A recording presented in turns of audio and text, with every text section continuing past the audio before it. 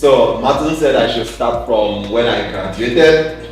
I would actually like to push a little bit back to when I was still in school. So I would like to always say I'm like a tech enthusiast, even though I'm not from the tech background, right? You didn't make mention of marketing. It's actually management. So I went through education, the university management with my major focus in project management. So after the HND, I tried out a couple of things. Like everywhere you see factory workers needed, go and work in Douala in Louisiana. I tried that out. Went to Douala and I was like, I'm too lazy for this job. So I left, I came to Boya. So then that was when I arrived in Boya, I did my bachelor's in management still focused on project management. After that, like with my love for IT, but then I never had that IT background in education and all that. I saw an opportunity at this space needing a community manager. And I was like, this is a tech company, what am I going to do there? I applied nonetheless, right? So I was not from the IT background, but yet I applied. I went in there, they were telling me of WordPress, Java, like you have to be running a project that trains people on how to build web applications, how to build mobile applications. I had no idea what they were talking about. But I stopped in the program. I applied, I got taken into the program. I started working with the team. Throughout the process, I realized that you necessarily don't need a tech background to work with tech personnel. As well as I got to see so many tech personnel who were no longer into like software development, they had background in computer engineering, but now they were no longer doing anything like writing code. If you ask them how HTML looks like, they will tell you that they don't even remember. But then they were still in the business world. They were making, let me just call it good money, right? So after this experiencing everything at Active Spaces, I must say the working environment was good, challenging for someone who is just getting into a world where he gets to collaborate with IT personnel. That was where I met Boss Martin. Every day is like, okay. At some point I was in my small corner. Students or young persons who come to for internship, I always like carrying this title of I'm a tech engineer. So I always hide at my corner when they come in and they're like, I have this problem with this, my code is unable to go. And I'm like, oh yeah, I'm actually working on something right now. Now let me introduce you to somebody who will solve your problem. They always go back with the idea that I'm a software developer, I'm a good engineer, like this guy is good, he's just so busy, right? So that was something I leveraged on, but when I go and introduce, I say, hey, Boss Martin, so there's this student who needs this, just try to see how you can troubleshoot it for him or her. They get their problem solved and they come and they're like, thank you so much, sir. I'm like, you're welcome. And then after that, I started seeing it like a challenge, right? I had to learn something about this IT. So of course, at the point there was a program going on WordPress, training. I just started engaging. It started with HTML, CSS, and it was Bootstrap. Yeah, so I started engaging, learning a little step by step. And I saw that this IT world was actually quite interesting. I can even get a little bit more. Why not even go further? I went into database administration. I started taking courses. I even got completed a course on SQL Server database administration. Started learning a little bit about MySQL and the others. But then again, currently, I left Active Spaces along the way. I'm currently working for Optech Consulting Firm. It is a unit of Kiawitech IT Academy, focused specifically on database administration. So in that organization, they believe that data is the new oil. So data is the new oil. Does that mean actually like the way forward is data? If you go to hospitals, they need data. You go to schools, they need data. You come even to tech organizations like this. Let's say I come back to what I asked Martin, how many persons participated in the Tech Chantier Bootcamp 2024? Like, he needs data to be able to give me that information. People use this data to make informed decisions. People use this data to make money. So, when you are going out there, you are still going out there as software developers. The business world changes, right? You might go out there, you identify opportunities. Mr. Valerie did make mention. when you go out there, try to be flexible. Not just flexible, try to always create that balance. Don't focus only on one thing, but try to create that balance. So that's it for me as of now. Yeah. Thank you, Mr. John Patrice. You transitioned from marketing management. I don't know why I put forgive me, my brain is stuck at marketing. Yeah. You transitioned from management to IT. Amen. You are not a developer. You are not a designer. Maybe you're a fraudster in this industry. Who are you? Why are you here? What's your capacity in all of this IT thing? What is the other thing that if you're not doing development, you can do out of IT? Okay. As Mr. Martin earlier mentioned in his introduction with me, I'm a public expert, and I have background in journalism and mass communication from the University of Boya. And closer to my knowledge. Okay. I have a BS in journalism and mass communication, and just to do a very quick roadmap of how my journey has been until I landed in the tech sphere. When I graduated from the University of Boya, my first job was at how do you call this? Summit Tech, something like that. And they were focused on home automation and stuff. So I got a job there as a secretary. And for some reason, when I got the job, I started managing the social media handles. And my pay was 30K, you know, and my house rent was 25K. And you don't know how you manage that, but somehow you survive, yeah? So, fast forward down the line, I think that when I left school, my mind, I was going to be a journalist, I was going to be on TV, you know, everywhere, I was going to be popular. But I think that it wasn't just about doing what I like, it was about doing what made me feel so fulfilled. And I found that fulfillment in communications. And I am currently in the tech sphere, helping startups to send their messages out there. I'm helping the startups to build bold brands that people can see, that people can hear, that people can feel, right? The other day, I'm in the design meetup community, and designers are having a discussion on why is it so hard for people with tech skills, with so much sea of skills, but they cannot market them, right? It's because there's a lack that's somewhere in. Yes, most of us are missing it. There's a lack of communication. You are a developer, but you don't know how to communicate that you're a developer. You're a designer, but there's this missing link on how to communicate that you're a designer and you're good at your job, right? So I am in this way to help you communicate to the outer world that, okay, I am this person, I am good at my job, I have this number of years of experience, and this is what I can achieve for you. So I am giving a voice to brands, to startups that are out there. Thank you. Before we go to Incredible Empire, you have lots of young folks here who have pitched very good ideas technically. What's lacking for these people after school?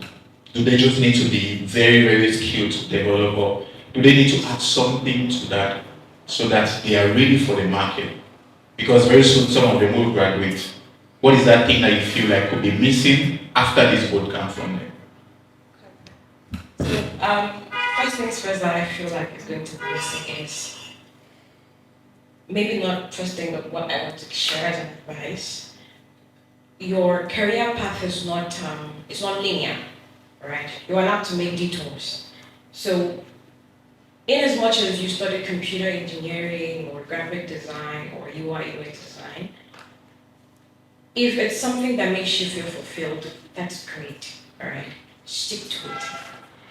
If down the line you realize that, man, this shit is not working for me, you know, it's okay, all right? it's okay to make a little bit of detour. I mean, I have this newsletter I follow, Rohan. It's called Career Supplement. So every week, Rohan sends like 2 emails per week, and he says in his emails that stats shows that the average person changes careers at least 3 to 7 times, all right, before they find their dream career. So it's okay for you to make detours. There's no linear path to finding your career. Today you can wake up and say you want to become a medical doctor, as long as you have the resources to be it, all right? So it's not a linear process.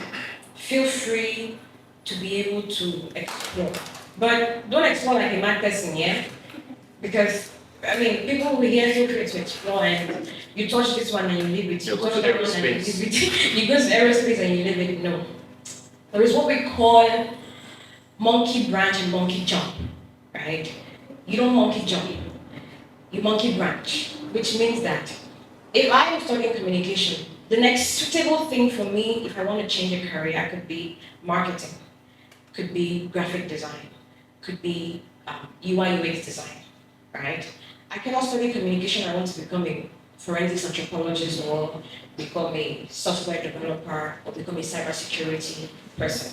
That's monkey jumping, and that's very hard for you, right? I'm not saying it's impossible, but you have to understand these differences. Right? So if you want to make a career change, you have to be able to know which one is going to, my current career, which is going to help as a ladder for me to move to the next one a little bit easy, you know. So that's like what I have to say. Okay, thank you. So that we don't go back home with or feeling like our men has said that just move between careers, right? It's until you decide, once you figure out that this is not a place for me. Some people figure that out like after 5-10 years and then they change career. Some people have smoother paths. I'm one of those exceptions whose path has been maybe smoother as compared to other people, because I've not switched career, and as at now, maybe I may switch career into full management, but again, it still regards to this. But again, don't get to the point where you feel like, based on what you said, that anytime you feel the slightest discomfort, you monkey jump. Yeah. And talking about this monkey jump, right? I'm going to move to Engineer Dr. Isaac. He told me that I'm not sure why he invited me to this panel, because I'm going to ask him some very hard questions which I think some of you will hear. Everybody here has seen you taking photos. And this is not the first event in this community that has seen you taking photos. SMConf. You are doing streaming. Some very few people here may even disrespect you, feeling like you are one local photographer. And it has happened, I presume. How did you move, if you have moved from being a software engineer into audiovisual, and if you're still a software engineer, how do you manage all of that? Can you give us the background story so that we can learn and know that also it's possible to do other things out of just development? How did I transition into this? Yes. If you have transitioned fully, or if this is an extra thing that you're doing. Okay, hello everyone. So it's strange for me to sit here. I would say it's strange for me to sit here because this place it feels very formal for me, and it makes me nervous to begin with. If I have to sit to talk to people, not sit. Usually, if I have to talk to people, it'll be maybe I'm holding a piece of chalk on the board, or I'm holding a marker on the whiteboard, or I'm in a workshop facilitating a workshop. This is a strange one. I tried to dodge this one because it's one. I have not switched. So I'm one of those people who are handling a couple of things, and somehow God is helping them to succeed. Because from secondary school I studied technology. I went to a technical school, so I was one of those fellows that they thought that they were the dull ones who they would send them to the technical school. I studied electronics, I had a baccalaureate in electronics, and I already knew that I wanted to be a programmer before I graduated from high school. I already knew I wanted to be a programmer. And I knew that I wanted to be that kind of programmer who would just be working with black screens. Yeah, that's the kind of a programmer that I knew I wanted to be. So like console guy? Yes. Command line interface? Yes. Okay. That's the kind of thing that excites me. Oh, interesting. So I went when I studied. I went to a private university. I studied computer engineering and a minor in systems engineering. I had an associate degree. Then I went to University of where I studied some applied physics and a minor in computer science. Then I went to the College of Technology, studied computer engineering with software engineering. That's what I had. College of Technology. Yeah. So let me just mention some of these things because it was a turbulent movement. It was quite turbulent. Yeah. So if you hear this, you know that I'm somebody who read quite some stuff, and I find fun reading random things. So when I graduated, when I was about to graduate from the University of Wales with a BTech in software engineering, I told God I'm somebody who believes in Jesus Christ. So I told God that as it is, I've suffered this education thing a lot. I've gone here, studied all this. So as I'm moving out of here, I don't want stress. Just give me work. That's a prayer I made, and it was a very short, it was a very brief prayer. That was the day I was submitting the final copy of my project. Lo and behold, before I left campus, they called me for a job. That is how I got into communication. The job was not as a software developer, anything. Engineering was in communication, a faith-based organization. That's how. So they called me, let me come, come and interview. There's an opening, let me come interview for this job. Then I went home and I asked myself, is this really what I want? Those black screens, I'm not be seeing those dark screens and white writings in this communication thing. Maybe I'll be seeing more of microphones, sound waves, video and stuff. Then again, something dawned on me that I asked for this. I asked God to give me a job. If I turn it down, I may surely derail from what He wants me to do. And I took it, and guess how much I was earning? 30,000 francs a month. Yeah, I was employed as a sound technician, or the video technician. I was on the basis of part-time. Was 30K. And after that, just around that period, just for 2 months while I was on that job, people were referencing me. I had gone for over 5 interviews to fill the position of a software developer. I remember there was one that took the interview in a car. The person was in France. He sent the assistant. I wanted to build a software firm. He sent the assistant. He called me. We booked an appointment. I thought I was going to an office.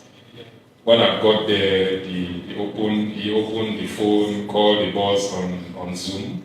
I think it was Zoom, yeah. We talked. So they told me the whole idea is they are setting up, they have a software firm in France. They want to set up a branch in Cameroon, and they want me to be the lead software developer. They look for a space and all those. Sounded good, but I turned it down. I've had other offers like that. I think one other university to call me to be their head of engineering department, to also be lecturing. That one I turned it down because I didn't see the offer to pay me 300,000 francs. But I looked at the university, I'm not sure they're going to pay me consistently 300,000 francs for even 1 year. So I turned it down. So there were those lucrative offers that were coming around.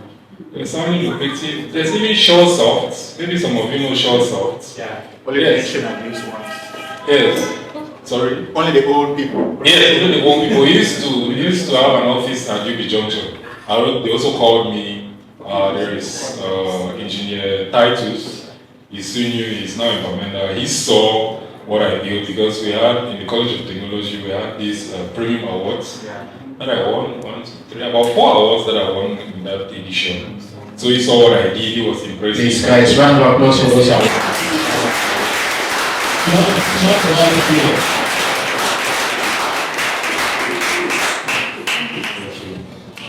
So he saw what I did, and he told me that, because he was 1 year ahead of me, he told me that when he was in his final year, he could not do what I did. And he asked, what did you use? I said, I use Visual C Sharp. Did you teach Visual C Sharp in college? I said, no, I learned on my own. I said, Java, I don't find Java appealing to me, so I was just learning Java. Dr. Kitim was teaching Java, I was just learning to pass the exam. But I'll go on YouTube and follow those Indians and learn Visual C Sharp. So I went to Shortstop, I interviewed. They were willing to put me on a professional internship, a paid professional internship, which was more than the 30,000 francs I was receiving from the faith-based organization. I still tempted now. One of the reasons that made me to turn it down because it was something that was going to suck up my time, like Monday to Saturday, like 8 to 5. Then at the faith-based organization, now I was running shifts. And out of that shift, my free time, I was doing freelance. So I built a few software, mostly for remote clients. So I'll use that free time to build those software, then I go to work. So that's how I was balancing tech and communication and stuff. Yeah, until... Are you still balancing that now, or you've had a complete switch? I am still on that line. That line that Mr. already talked about, I'm still on that timeline.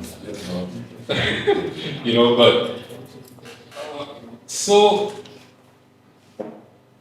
communication, I practice communication, media production as something, because when I got into it, I realized that it is something that if I didn't consider, maybe I would have become a robot. Yeah. I was one of those guys whose life was laptop, school, laptop, work, church, Wednesday. Yes, if they say sit here and drink this bottle of top, let me even call beer. This bottle of top immediately is getting finished and gone. So, communication, working in communication gave me another perspective of seeing life. I met wonderful people. I got into peace building, I learned about peace building, living together and all this stuff. It exposed me. No, living together as community.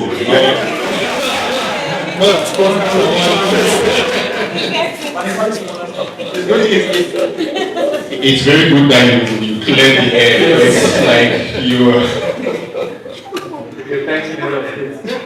yeah, that comes with a lot of different interpretations. Yeah, so I learned quite a couple of things. Communication was something new for me. Like I said, I loved the black screen and the white writings. So visuals was not something that was appealing to me, but I learned on the job, and I realized that it worked. Just after a year, I was promoted. After another year, I was promoted. So it looked good, and still. You want to ask? Still work in progress. Still work in progress, yes. So I'm doing that on the side, but right now, the main thing I do is I'm a tutor, I'm an instructor. I'm a computer science teacher with the Ministry of Secondary Education. From time to time, I find time to teach in one of our universities around here in the engineering department. I teach software developers. What again? I'm also a student, so I'm taking an engineering postgraduate degree in network security. So, all that same secret.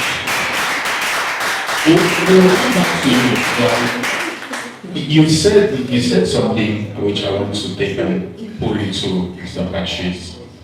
You said that you were receiving recommendations. People were calling you for job opportunities. It means definitely there was something that you did while in school. Now I'll take that question to Patrice.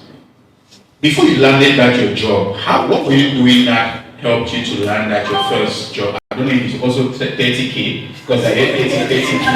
It's like 30K was raining at that time. Right. So what are those things that you did that helped you to position yourself to get that first, I'll call it a role, an opportunity, that you believe that young folks should also learn from those things? Okay, that's actually a very tricky one. So, coming out from school, so when I just graduated, of course, there's always that period, right? The period of going to drop application here, going to drop there, searching on WhatsApp group, up, down, left, and right. So, within that period, actually, let me stop you. Can we take you to 1 year before you graduated? What are the things that you did to prepare yourself before you even left that school? Oh. Because now they're in school, Yeah. right? We want to see, maybe there's like things that are their patterns. I'm not asking what he did, but definitely there were certain things that he did by winning a premium award. Maybe you did some other thing before you graduated and helped you get that role. Okay, so like I mentioned earlier, I'm a tech enthusiast, right? So, but still back in school, there's this aspect of when you're in school, they always say, those guys from the management department, because the school of business is like there's management, there's marketing, there's accounting and all that. Marketing is certain that these guys are going to be marketers. Accounting is certain that are going to be accountants. Managers, they always say these guys are like confused human beings. Who are you? Whose business are you going to manage? Like it's always this aspect of me that will create my business and get very manager on the lines. So back then in school, I started learning. I can remember on YouTube, I learned how to do format computers, right? So when I was formatting computers, I would have software engineers, people from the Department of Engineering come to me to format their computers. And then I would be like, what on earth are you even learning in that department? You know, because at some point I was like, what are you learning? Then at some point, they pay you for the formatting? Well, I was not doing it for free, I was out to eat. Okay, so you were formatting computers and eating so that you could finish your school? Exactly. Okay. So it narrowed down to the point of me writing some of their projects. Now, how was I doing it? When they bring when they come, they are like, that thing called, whether it's a Word, and I'm like, you're a software engineer, you have a computer. I was still borrowing a computer. And you are talking of, you don't even know what is what. Then I got to understand that people, even in school, they already know that, okay, I'm going to learn maybe Java. Any other thing is not my business. Just to communicate, to write down that project. Yeah, a format has been given, but to write it down is still a problem. Just even right from the HND program, that's how the system was. And then again, as I was doing that, I could get small amounts from here and there to keep myself active and all that. Then coming back again, there was this aspect of, how should I call it? This aspect of, what will I do when I leave school? So I already had in mind that, okay, so now I have to create a network. I have to know people. So, and in school, I decided to do more like voluntary services when I was like my final year in the university. How was I doing it? So there was this program that schools organized, because I had my degree in HIMSS. There's this program that they organize within an academic year. They have leadership academy, they have this jamboree where they write projects and they present them. Within that program, they needed a project director or a project lead. Before they could mention, I raised my hand, I want to be a project lead. We were not being paid for it. Every student hated that course. It was part of the entrepreneurship course. Every student hated it. Well, some even had some sites based on the lecturers that were teaching it. But yes, I volunteered. Volunteering not because I like work or I wanted to stress myself, but volunteering because I want to first of all make people aware of the fact that I can do something. And I want to first of all also prove to myself that I can achieve something. And at the end of it, anytime when somebody gets up and says, thank you, you did a great job, I will be smiling from molar to molar. Like, even with the jamboree, like, a point where I was so excited, I felt like I can actually do something. It's when I actually heard the DO of Goya, the DO, tell me that that was a good speech, when I know fully well that that was nonsense. Like, I had to make a speech since I was the project director. So after speaking, it was like, that was a good speech. I looked at the thing again and I'm like, this is nonsense, but that encouragement, like, it was like happiness for me. Then after school now, after school, I engaged into maybe, let me call it baking of cakes. I saw someone who was baking cakes and selling. Since I had nothing doing, I told them, okay, you teach me, I make the cakes, you go and sell. So I was actually doing that, right? You see that? So I was actually doing that. Then when I saw that, I did that for quite some time. for some months. Then when I saw this opportunity at Artist Spaces, I applied. Then the day I went for the interview, I saw guys from my school, like I did with a bachelor's degree. I saw guys who I know, these guys were master students. They're coming to apply for the same position. And I thought, I don't think I lost out. Then it just so happened that the person who was interviewing us was our lecturer was one of the persons who were organizing those projects in school. You see that? I was volunteering for that. I was just volunteering. Wait. You went for the interview and you were master student there. Yeah, they were master students. But you found who was the interviewer? The person whom they hated the course, which you decided to take the course. Exactly. Which you decided to volunteer. So you feel like is there a correlation in that? So yes, right. So everything happens for a reason, right? Let's say this mic is not here, like they didn't just fall it. It's there for a reason. Someone will come and stand there and look at it and will be like, why is this thing on the floor? It's like these people are dirty, they're training on. It's there for a reason. So I volunteered. I had no idea that I'm going to meet him. I was going to meet him there. So when I came there, I was like, this is it. I never called him after, but he called me to come back again the next day, and I was like, oh. So if they could call me to come back, then those other guys, those master students, and say that guy is going to go to school now. So it means your volunteering paid off? It paid off. Okay. It paid off mightily. Because when I came in, and again, even the knowledge I acquired through the volunteering, because I got to work with people, right? Handle other people. Take for example, maybe this project. I don't know if you guys have to work in teams, right? You will tell somebody that, let's write this line of code, or let me just say, let's build this slide.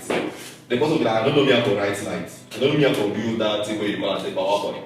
So I'm managing the project. I'm coming to build the PowerPoint slides. I'm coming to, and now within that same period, we had exams. So I had to still go back and study for the exams. So that built a level of confidence and reduced my stress level, because now when you see somebody will be like, I'm stressed up there. It reduced my stress level, or more like I adapted to it. That was something, that push was what actually brought me to that position. When I even came into the job, I realized that it was not as difficult as I thought it would be, just because I had done something similar. I had to mobilize persons for projects and things like that, trainers. I even remember, and it was quite challenging. I even remember at one point I was sick. Our boss in this year, the guy actually said, Patrice, you are not sick, you are just hungry. So, and some few weeks after, when money touched my hand, I was like, wow, okay, actually that was hunger, it was not. I think there's a common saying that Africans don't fall into depression. Like just being in Africa is already enough. Yeah. So you're just hungry, you're like just hungry, you don't have money. Yeah, that particular statement I can never forget it, because when I was like, wow, this was actually hunger. I was not sick, because I never took any medication, but I was like, wow. Okay, thank you very much. Please, let's put our hands together for Mr. John Pastor. Now we've heard from your perspective. We want to hear from Amel. Amel, please take us back maybe 1 year or 2 years while you're in school. What are those things that you were doing that you feel like has helped you build you? And I will say this one thing, or ask this one question which you may not be happy, but what are those things that you did that you feel like were totally wrong, that took you off the trail? I think I did a lot of wrong things. Okay, maybe, I think people like to hear wrong things. I was visiting campus at least once a month, at most 3 times a month. Yes, honestly, that was what I was doing. And most of my time, I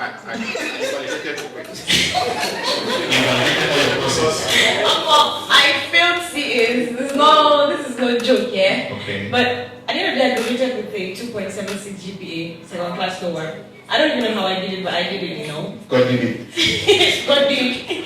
So, I visited school at least once, at most 3 times a month. And most of my time, when I got to Boya, I started, given that I enrolled in journalism and mass communication, I started volunteerism for regional, CRTV, regional.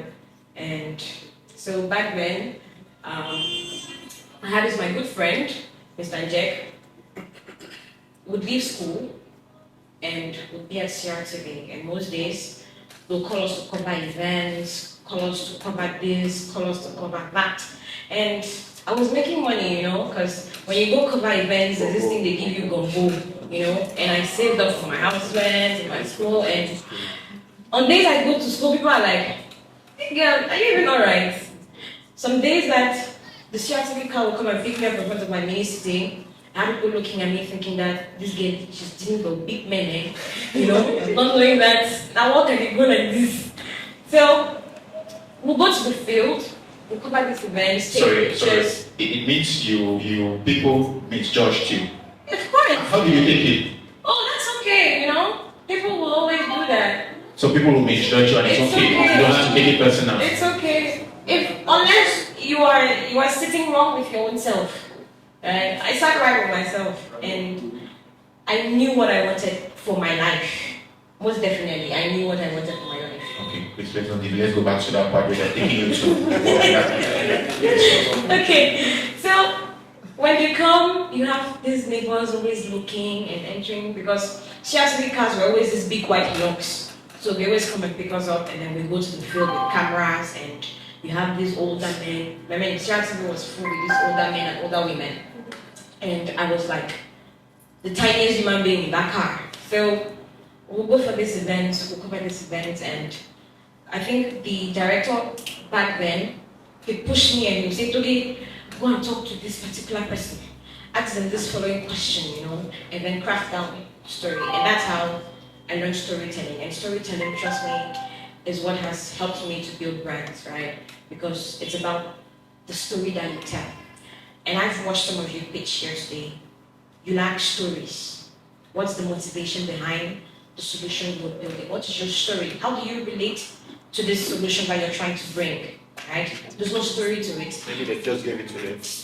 And even if they did give it to you, you should find that connecting point, right, between you and this problem that you're trying to solve. Otherwise, why are you there? Right? So when we went for this, I'll come to school most times and they tell me they've given CAs and I've missed CAs and I'll be alright, fine. I'll just take the course outline, I mean, my mind was like, I like the confidence. I don't even like school. I don't even like school. So in my mind I was like, okay, anyhow I want to be, will be. So I mean, when they gave the course outlines and it was time for exams, I'll just read throughout the course outline and then the few classes that I was able to catch, I'll add it to them and I'll go for exams. And I was this kind of student that if I know, I know. If I don't know, I don't know. So I always finish 1 hour early. Wait, so you don't steal from other people's No, I do not. You don't even steal from I did not have the courage to. I did not have the courage to. Please, who can do that? Who can be stuck in and not stealing in exams? I did not have the courage to sit in class. It's either I knew or I did not know. There was no middle ground. Because your parents will not pay your school fees for you to come and show me. My parents will not pay my school fees for me to come and show you. But we are friends. You and who? I was on my own, in my own world, doing my own thing, focused on my end goal, what I wanted to achieve. So on days I will finish early. So I have this Leon. Leon will always come and say, Amen, how do you do it? And I say, you might get sense on our my courses that day, I had like 12 from 50. That was one of my business. All is that I wrote what I knew as a person, with no one's subconscious help. Say, bro, like 3 now, I did not know how to do it. I respect your grace. It was hard. And that made me feel scared to even help my parents when they turned and wanted to ask me for help. So I feel scared because, if me, I don't feel turn back, my neighbor say, number two na how. APOC. When do you gather the courage to turn and ask me? Now number 10 na how. So I usually did not get how people did it back then.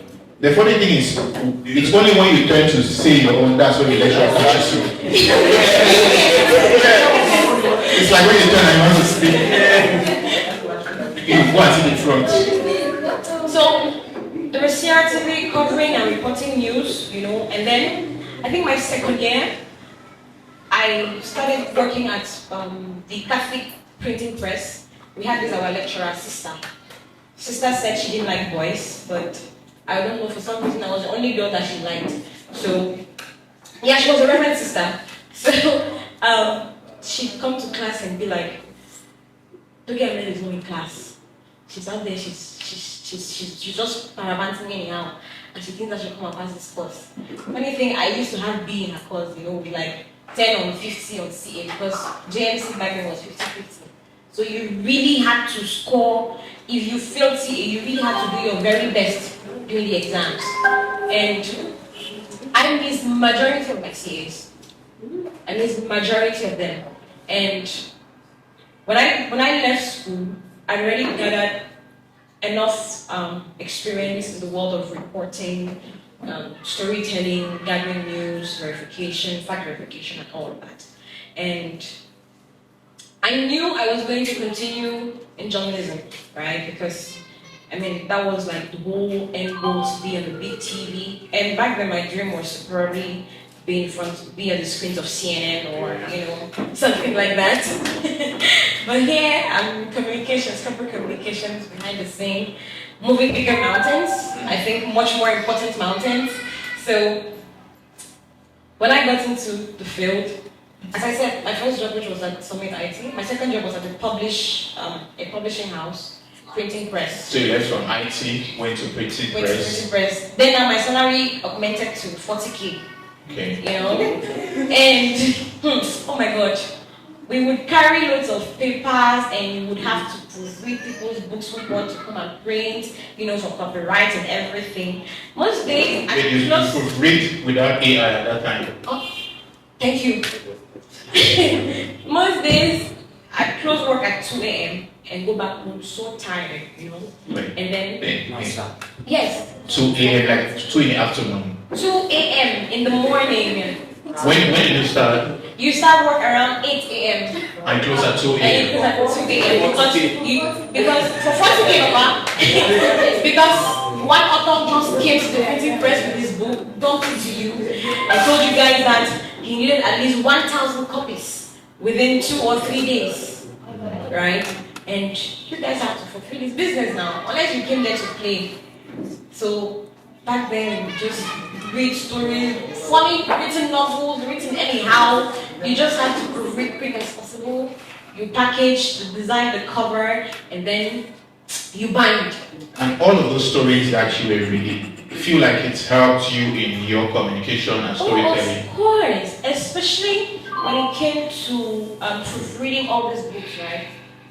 Because these authors would come, and since it was a publishing house, they'd come, and back then, my boss was a very young man. I think his name was Protus. And yeah, his name was Protus. And he'd be like, that you're my linguistics person now. Go and sit behind the computer. Read all of those things and make the necessary adjustments. And I would have to proofread at least a book of 600 pages in one day so that we can start printing early enough. And so you and Mr. Valerie were the same boat. He likes to read like 100 pages in a day. He reads 600 pages. That really is not easy. It's not. This one was not for spring. This one was to meet up customer demands. So. Okay, let's wrap up this story. Yeah. So that is after my printing press job, and then I just had something for tech after I left Summit IT, and when you truly want something, there's a way that the universe just positions you, right? When you truly want it and you truly work for it, there's a way that the universe just positions you to be in the right position. As long as you are wise enough and sharp enough to be able to pinpoint that, hey, this is the moment, and I have to take it. Because sometimes things happen and we're not in the realization moment that, hey, this is what I've been asking for, this is what I've been praying for, and chances just pass us by. And this was my first recruiter in my other company. It was still tech. I don't know if you know Budgeting. He has this for people. Yeah. So I think that was like my third or fourth job. And this was my first recruiter, Mr. Simon. And he came that day. I don't know what they hired me for again. I don't think I spent a month there because the work environment wasn't healthy for me. And I said that I couldn't cope. So the boss now calls in my recruiter and he's like, these people that you recruited for me, they are not good though. And fast forward, I had saved his number in my phone and he posted a job saying that Mountain Hub needed a secretary again. And given that my former employer has already told this my recruiter that this person is not good, I saw this job on the status. I'm like, how do I approach this man? What do I begin to tell him? You know? And I was like, I just, shrugged it and I was like, hello sir, I'm interested. And he said, send your CV. I sent my CV, and most of the things that were in my CV, and this is what I want to add, I want to tell you, transform the things that you were doing in school into your experiences, right? If you are writing, if they give you a small project that you have to present within a group, transform it into an experience and put it in your CV. Because the job market today is not friendly. They want a young person with at least 10 years of experience. You don't even know where you want to get it. You get it. So transform all of those things, all of those little things that you did in school as your experience. Nobody is going to argue you, right? Those are your experience. They are personal to you. And you don't know what you did there. So he said, send your CV. I sent my CV. And the following week, they booked me for an interview at Mountain Hub. And I came to Mountain Hub and I met him and Mr. Ayoko. And they gave me an interview. I think I did great, I was well presentable, Yeah. And and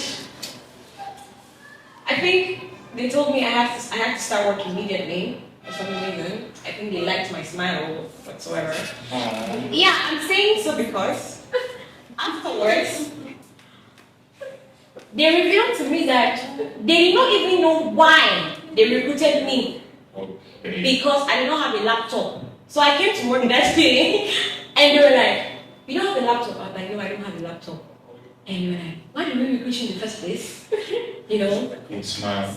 And then it dawned on me that, okay, if these guys, if it was the grace of God that was hovering around me that week that made these people to recruit me, it means that for me to stay here, oh my God, I have to show them that I am capable to the task. So originally, Mountain Hub recruited me to be the secretary just for the conference. Yeah, Yes, I was not supposed to be whatsoever or anything. So after the conference, they're supposed to lay me off. Fire you. Fire. No, I don't want to use the word fire. It's too harsh. They're supposed to lay me off, so that okay, your contract. Trying to sugarcoat things. No, it's late off because my contract was supposed to have ended. They were not supposed to leave. Your contract is supposed to end. Yes. So when I got there, I did my very best. Quickly blended into the culture, quickly adopted how they worked, and fast forward down the line, I got promoted as a communications director for Mountain Hub, and I became the co-founder of Mountain Hub. And I think it was just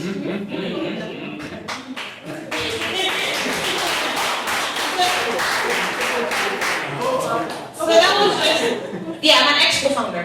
So that was just it, there are things that you do that they are buried subconsciously in you, and the moment you need it, they just flow, right? This is not because you had to learn them somewhere, because they are part and parcel of the things that you've been doing to build up yourself and your career. Okay, please guys, let's put a round of applause.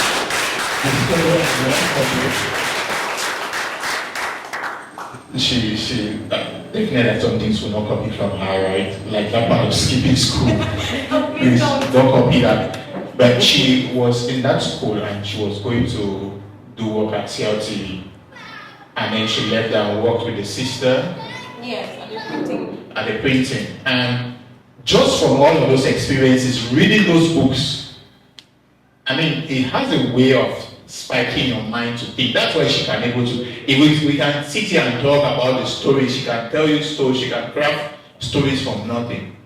So when you're in that field, find a way to get yourself engaged, right? We could really go ahead with a long conversation, but I think I would like to give 2 minutes. Yes, 2 minutes. Yes, it's going to keep the time. 2 minutes for you to give your word of advice, what the young folk should prepare, how they should prepare, and what they should expect, and how they should handle it. Yeah, I know that's so much in 2 minutes. And then we'll conclude, and then we'll have like 4 questions and close the session. Thank you. Okay, the first thing I would say is a reiteration of what Mr. Valerie said. Find a mentor. Find a mentor, it will help you to escape some holes that you find yourself into. And believe in something. If it's a tree in your backyard, believe in it. If Jesus Christ, believe in it. It works. I've tested it works. Be open. Just have a good heart. Have a good heart and things will. I don't want to talk too much technical things, but these things are based on my experience. Because I entered communication without communication experience, but in a few years I was promoted up to the office of production manager, and it became boring and I left the job and I found another job which is better, just because one of the key reasons is heart. As much as you're keeping your heart, well, stick close to family. Stick close to family. Friends will never replace family. Never. Friends will never replace family. That's one of the things that the devil is doing. The devil is trying to scatter families, to destroy families. So you hear somebody say, this is my brother, so me and you not tight, but he's my friend. No. From creation, it is family before friends. Make way for family to work. Thank you very much. It was not really expected. So Patrice, 2 minutes. Okay, so what I would say is that attitude, right? So currently I'm working as a operations manager of Tech Consulting. I manage a team of about 11 employees. And it was a similar scenario with activities work with a group of people. What I understand is that attitude is very important. If you do not have a positive attitude, no matter the organization you enter in, you will be kicked out. No matter how good your skills are, you will never get your way in any organization. Have a positive attitude. And there's this recent video I watched, which I actually want to push forward. Assume. So the guy was actually analyzing the word assume. When you assume, you make an ask of you and me. You actually write down that word, you can actually sit down within that sentence. Do not assume. If you are doubting, ask questions. Do your research, ask questions. Don't assume that, like she said, people misinterpreted her. They could have just asked her, where are you going to? She's not thinking I'm going to work. Professor. But now they misinterpreted. Maybe they lost opportunities because of that misinterpretation. In your workplace, don't assume that maybe your colleague will be angry if you actually point out that, hey, please change your shoe. Do it, ask questions and try to understand. Those are very important aspects. Attitude and do not assume anything. Career is very good. Yeah. Thank you. Thank you very much. Have attitude and avoid assumptions. So we have you avoid mismanaged expectations. Thank you. Amen. You have 1 minute. You have 2 minutes, okay. So you have 2 minutes. I think I have like 2 or 3. Yeah, advice that I want to make very briefly. The first thing I want to say is whatever you think that you know, drop it. Alright? Be ready to unlearn, learn, and relearn. Right? Whatever you think that you know, whatever level you think that you have attained, when you meet someone new, be ready to drop it, to unlearn that thing that you know, to learn and to relearn. Secondly, whatever skills that you have, humanize it. What do I mean by humanizing your skills?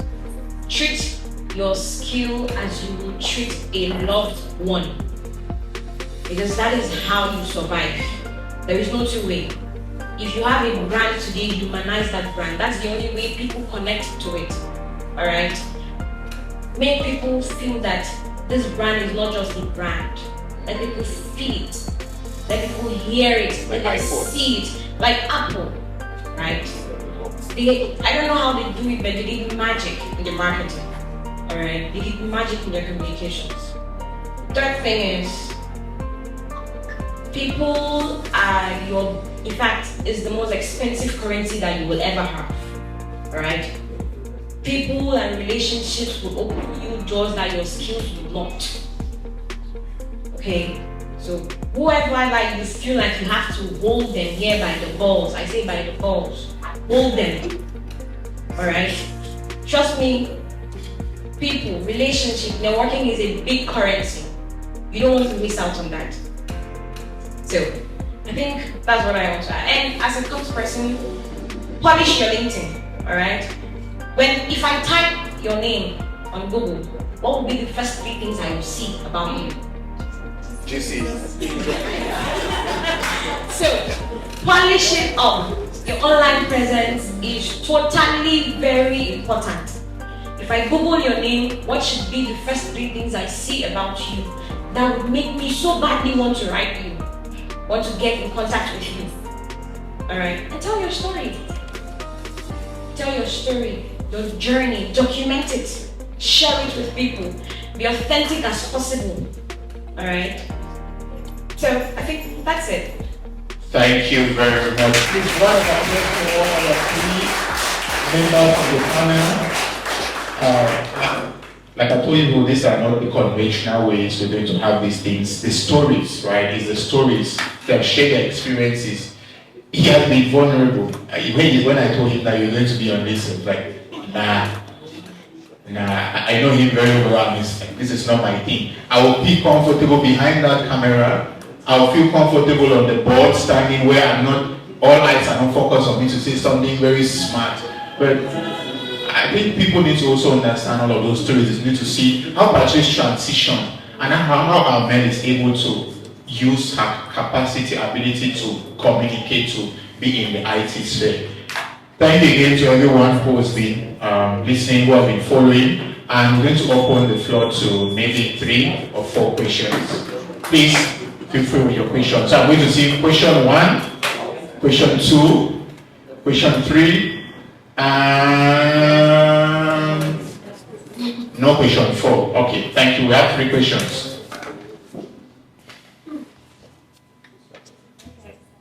Introduce yourself and then you have your question. Good afternoon, everyone. Good afternoon, listeners. My name is Av Ezekiel Uzana. So my question goes to Mr. Nkibiku. You talked about rejecting so many job opportunities. I want to ask, how do you know the right one to take and the right one to reject based on your goals and your objectives? Thank you. You rejected a lot. The name again is? Av Ezekiel Uzana. Av. Okay. Ozana. Let me go that one. So the first thing is you have to stay alive, so you need money. That's the first thing. You will not refuse one job offer, whereas what you have cannot feed you. So that's the first thing. The next thing is purpose. If you really know what you want to do, you will stick to it. Sometimes you must not stick to it. It comes back to the first point. You need money to accomplish purpose. You get so one of the things I did was I knew where I was going. Though it sounded like I was drifting away from being a software developer, but because I have a belief in Jesus Christ, like I said, believe in something. I have a belief, so I truly believe that that is the path He was taking me through. And it worked out for me. So if you can let that apply to you, because getting into that, let me share my experience. Getting into that, like I said, I got promotions, then I got my passport stamped a few times, a number of times, because of the job that I held onto and refused, or it exposed me, it got me a different social perspective. So basically, get something to feed on. Right? I think I was watching, there is a Chinese public speaker who said, you necessarily don't need to work on what you're passionate about when you're hungry. You need money to fuel your passion, that's the truth. You need money to fuel your passion. If you're building apps and people are not buying, and you feel that you can make cake, you can bake cake, bake that cake. Because the truth is, when you bake that cake, you are not only serving cake, you're building a brand. By the time people know you as a baker, if you get into development, many people have tasted your cake and it's good, they may trust your code. You get it? So, yeah. You get it? So that will help you build something. So feed first, then your purpose. Then you follow your purpose. Thank you very much. We'll hear from the next. Is that okay? Yes, thank you. My name is Dione Melina. My question goes to Ms. Batata. So from what you said, it shows that you really learned how to study alone by yourself and be very productive. Now the question goes as such. I'll be going for internship in a few months' time to go, and I want to know how I can learn from my internship workspace that will get the most out of it, because the company I'm going to, the CEO there is very busy, so I want to really know how I'm going to really learn.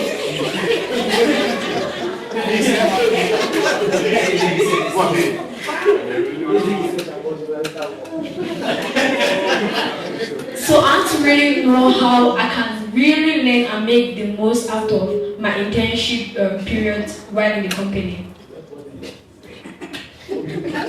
Before implementing my thoughts, I think there's one thing that she has done. She has done research that we are laughing at it.